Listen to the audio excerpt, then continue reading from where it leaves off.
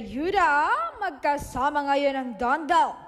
Puspusan na talaga ang kanilang paghahanda sa concert ni Bell sa July 13. May nakausap nga kami na isa sa mga very close talaga sa couple.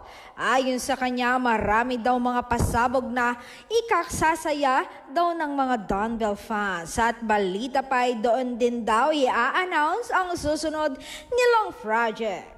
At dagdag pa ng aming nakausap, araw-araw na magkasama ngayon ang dalawa na palihim.